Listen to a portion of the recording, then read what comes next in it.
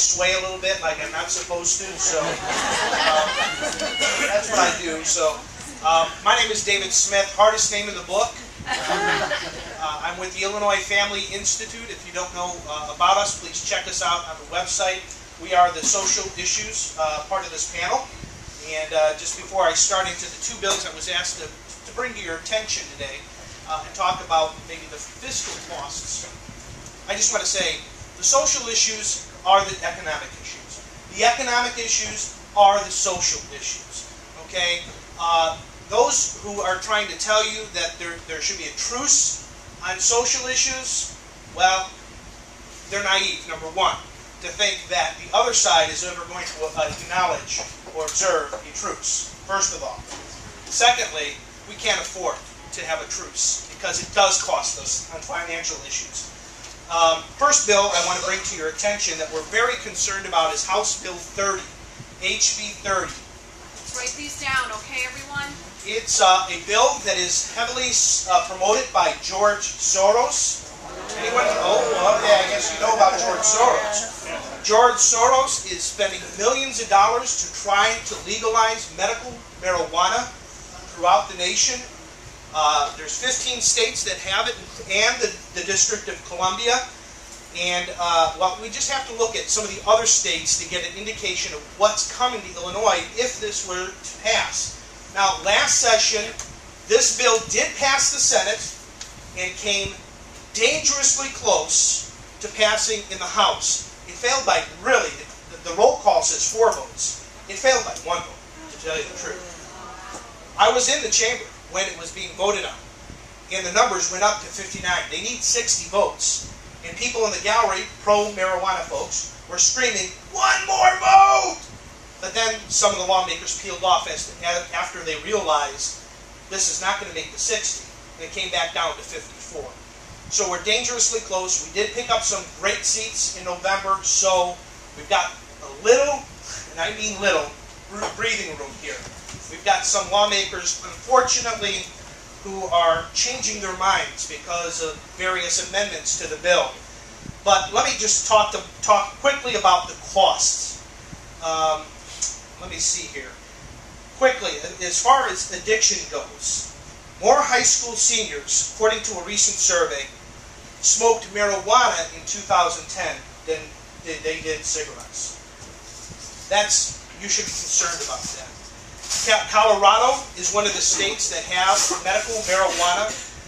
Dr. Chris Thurstone recently, actually last year, testified before the Colorado State Legislature, and he said this. I want to read this to you. He is the medical director for Denver's Health Adolescent Substance Abuse Treatment Program, and he's a medical researcher. He said this. First, the Denver Health Adolescent Substance Abuse Treatment Program is clearly seeing the effects of medical marijuana. Referrals are up about 300%. And we have a 2 to 3 month waiting list for services. Patients tell us that they have easy access to marijuana through friends who have registry cards. They report that their marijuana is potent medical grade, with patients referring to marijuana as their medicine. There is a clear shift in attitudes regarding this drug.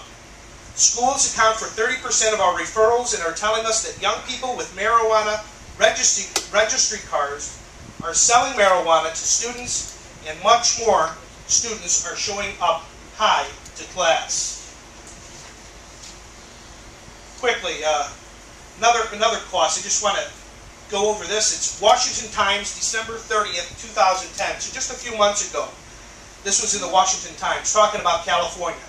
California, a national leader in medical marijuana use, saw admissions for treatment for marijuana dependence more than double over the past decade. Admissions to detoxification and drug treatment centers for marijuana dependence nationwide rose 31% from 1998 to 2008, a period which, during admissions for dependence on alcohol, cocaine, and heroin all decreased. New York led the nation with 48,853 reported admissions for pot in 2008, but California provided the most eye-popping statistic, 117% increase in its marijuana admission rates. Folks, think about this. This policy would help create uninformed, unproductive, unmotivated, nanny state dependence. Guess who's going to pay for it? You are. All right, second bill. Another issue with dealing with addiction. House Bill 3107. House Bill 3107 is an anti-family law that would transform Illinois' 6 horse race tracks into land-based casinos by legalizing video slot machines there. This bill would allow electronic gambling to take place 17 hours a day, 7 days a week. Let me just tell you a quick story. How much time do I have, Deb? I don't want to go over. 3 minutes. I'm going to tell you a quick story. When I was 21, I went to Las Vegas with my brother. We went out there right before I went. My grandmother said, that was about 20 years ago, by the way. My grandmother told us, look, Dave, Vegas wasn't built on winners. Now, that didn't mean anything to me then. It didn't. I hadn't been to Vegas yet. I got to Vegas, saw the marble countertops, the marble floors, and the floral arrangements as big as this room.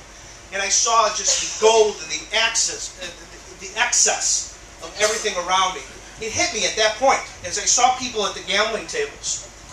Wow, there's got to be a lot of losers here to pay for all this. And that's the point. Good government policy doesn't really create citizen losers so it can create a revenue stream. No, it doesn't. In fact, in the end, the net, it actually is bad for the economy. In fact, for every dollar the state raises in revenue from gambling, it costs the state $3 in social costs. Okay? And I want to read just a couple quotes here real quick from Professor John Kint, who is an expert on gambling. He's done a ton of research on this, and he's from the University of Illinois. A couple quotes. Every video slot machine takes about $60,000 out of the consumer economy. Is that good? Where does that money go? Most of it goes to Vegas. When the money is not spent on cars and refrigerators and is instead dropped into slot machines, it leaves the economy. A shrinking economy means lost sales and lost jobs. The real loss by gambling is about $180,000 to the consumer economy for each slot machine. When you consider that $60,000 has a multiplier effect when it's spent. For every slot machine you add, you lose 1 job per year from the consumer economy. Therefore, 5,000 new video gambling machines cost the economy $5,000 in lost jobs. Legalized gambling costs taxpayers, like I said, $3 for every $1 in state gambling revenue. These are quotes from Dr. John Kint. Gamblers spend 10% less on food, 25% less on clothing, and 35% less on savings. The gambling interests like to point out that their construction jobs produce jobs, but those jobs go away, don't they? The social cost and the increased tax costs due to addicted gamblers stay behind. People will spend a tremendous amount of money in casinos, monies they normally would spend on refrigerators or a new car. Local business will suffer because they will lose consumer dollars to casinos. Here's a very important one. Bankruptcies, according to Professor John Kint, increase 18% to 42% above the national average around casinos. And although crime and corruption decrease within 1 mile of a casino, it increases 10% within a 35-mile radius of the third year the casino is open. And lastly, I'll just read this last one. If you want your 401k to come back, recriminalize gambling.